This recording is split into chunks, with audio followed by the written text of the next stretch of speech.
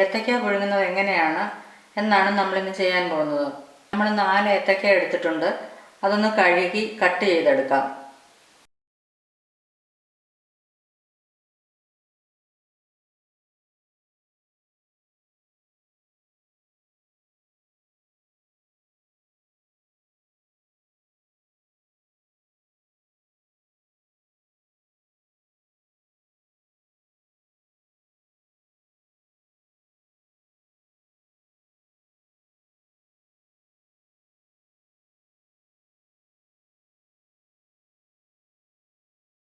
നമ്മൾ ഏത്തയ്ക്കയൊക്കെ കഴുകി കട്ട് ചെയ്തെടുത്തിട്ടുണ്ട്. ഇനി ഇത് പുഴുങ്ങിയെടുക്കാം. സ്റ്റീമറിൽ കുറച്ച് വെള്ളം എടുത്തിട്ടുണ്ട്. അതൊന്ന് തിളയ്ക്കാനായിട്ട് വെക്കാം.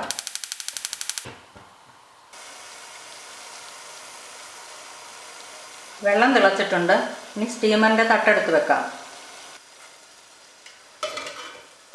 ഇനി കട്ട് ചെയ്ത് വെച്ചിരിക്കുന്ന ഏത്തപ്പഴം ഇതിലേക്ക് മാറ്റാം.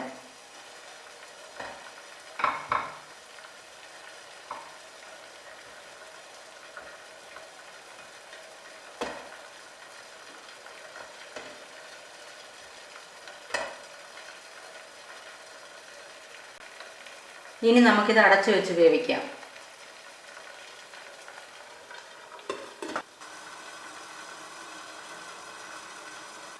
നമ്മളിത് അടച്ചു വെച്ച് വേവിക്കാൻ തുടങ്ങിയിട്ട് 10 മിനിറ്റ് ആയിട്ടുണ്ട്.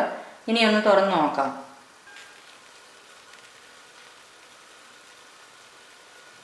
ഏത്തയ്ക്കയൊക്കെ വെന്തിട്ടുണ്ട്.